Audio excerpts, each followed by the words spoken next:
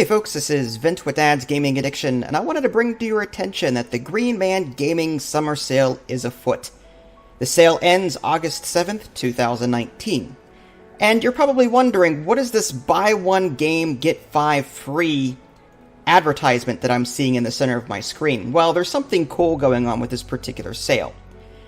In addition to a bunch of games being discounted, as you would expect to see during a sale like this, there's also gold, silver, and bronze tags sort of just tacked on to these games. So if you take a look down here to Monster Hunter World Deluxe Edition on the left-hand side of your screen, you'll notice a little gold tag on the upper left-hand corner. Scroll further down, there's Borderlands The Handsome Collection with the silver tag on it. What does that mean? Well, right here it explains it. If you happen to buy a game that has the gold tag, you'll get the Intel Starter Pack, which comes with 4 games, and you'll get 1 gold gift. And then also you'll get a 15% sale-wide voucher. If you buy a game with the silver tag, you'll get the Intel Starter Pack, 4 games, 1 silver gift, and a 10% sale-wide voucher. And then lastly, if you get a game with the bronze tag, you'll get a bronze gift and a 7% sale-wide voucher.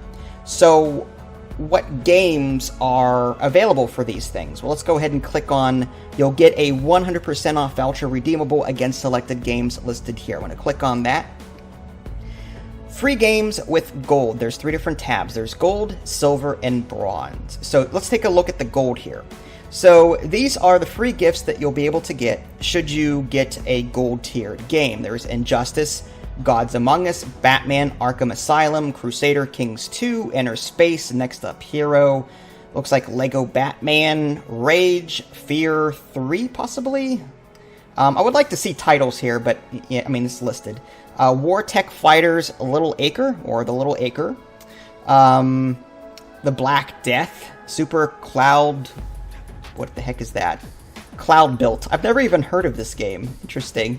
Warhammer, The End Times Vermintide, Dead Age, and Black and White Bushido. So these are the various games that you'll get, or at least have the option to pick whenever you get a gold tier game. And if you do decide to get a gold tier game, my advice would be Batman Arkham Asylum. There's plenty of content there. I have never played Crusader Kings 2, but I heard it's pretty involved. Injustice Gods Among Us I have not played either, but it's sort of like a Mortal Kombat-esque kind of game. I also recommend Warhammer The End Times Vermintide. It's not the second one. I prefer the second one over the first one, but if you enjoy Left 4 Dead and don't have any of the Warhammer Vermintide games, then it's an easy one. Dead Age isn't bad. I've played this one. This is sort of like a zombie survival game. Looks like I might have to choose. Let's just pick one at random. There we go. 1928. That's sure that was the year I was born. Okay, let's hit pause. So yeah, it's sort of like a zombie survival game. There's like a little book. You'll have to manage your camp. You'll have to manage hunger. It's sort of like an RPG with zombies. The combat system is okay. You'll have different characters that you'll be able to level up and the like. So it's not a bad game. It's $15. It's another solid pick out of all of them. I heard Rage was pretty good, but I haven't really messed with that. Silver. So these are the silver games that you can get should you decide to get a silver tiered game. There's Beyond Eyes, Quarantine Adrift, Mountain Blade, Killing Floor, now that's the first one, mind you. Mountain Blade with Fire and Sword, which I believe it's either a standalone expansion or an expansion to Mountain Blade. Castlevania, Lords of Shadow, Magicka, Overlord, Paperbound, Edge of Twilight, Teleglitch, Dymore Edition, Evil Genius, Bard's Gold, Grunts, Heroes of Loot 2, Narborian Saga, I guess. Letting Gold, Space Ribbon, 5 Champions of Canon, Big Buck Hunter Arcade, and Monster Jam. So the ones that I've played that I like, Evil Genius, this is a game that I actually remember. This is an older game. I don't remember the exact year it was published. I wonder if it'll tell me the copyright here while I'm... September 27th, 2004. So yeah, this game is fairly old. That was, what, 5 years after I graduated high school. So yeah, I mean, this is just a cool game where you can develop an evil base and you got to dig out walls and make rooms and torture good guys. The graphics haven't aged well, but I heard they're coming out with another one, which is kind of cool. Teleglitch Die More Edition, it's like a top-down roguelike. It's not bad.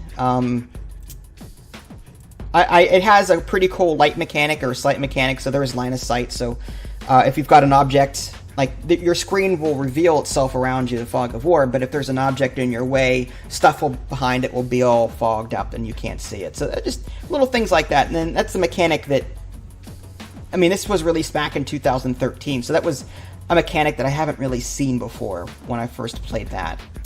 What else here? Magicka is not bad. It's an acquired taste. I like the idea of it, but I get overwhelmed very easily. It's just basically you're a top-down mage. It's just a mage, and you're walking around, and you're trying to combo all of these different keystrokes. And there's just so many. It's so hard to keep track of what you're doing. With someone, I don't work well under pressure, and my memory is terrible. Both of these things work against me in this game, so it's not bad. I do recommend Magicka just for the experience, but there's also a Magicka 2, but it's not part of this particular offer. Killing Floor, the original Killing Floor was good. Killing Floor 2's, I think, way better graphically, but if you had to pick one, Killing Floor is not a bad choice. Mountain Blade is sort of like Sid Meier's Pirates of sorts, and Quarantine is like a poor man's Pandemic, the board game. Adrift isn't bad. It's like a first-person space adventure game. So yeah, those are some of the options that you get with Silver, and then with Bronze, if you get a game with a Bronze tag, there's 96 games. There's no way I'm going to read them all off to you. I just don't have the time to do that, but a lot of these are indie. I hesitate to use the word cheap because I'm sure each developer put their heart and soul into these things, so I don't want to use the word cheap. But let's just say that they're on the less expensive side. It's not like a AAA $1 million project. These are usually developed by one or two people. Balance City, for example, that's a game that I've played, and it's just, you drop buildings onto a platform that's teeter-totting, and you have to keep the balance. It's not bad. It's one of those time fillers. It doesn't have a whole lot of depth to it, but it's enjoyable, in small spurts, I think. But yeah, there's a ton of them, so highly recommend if you're gonna buy a game, or if you have the choice between buying a couple of games, look through this list first to see, you know what, I've always wanted this game. Now I can get it for free. You know what I mean? So like if you're taking a look between buying a game with a gold tag on it and a game with a silver tag on it, take a look at the free games here and go, okay, you know what? Out of these two lists, I like the silver list better, so I want to get this game. You know what I mean? So I would highly recommend coming here, taking a look at this list. But in addition to games that have tags on them, like Overcooked 2, for example, is 30% off with a gold tag.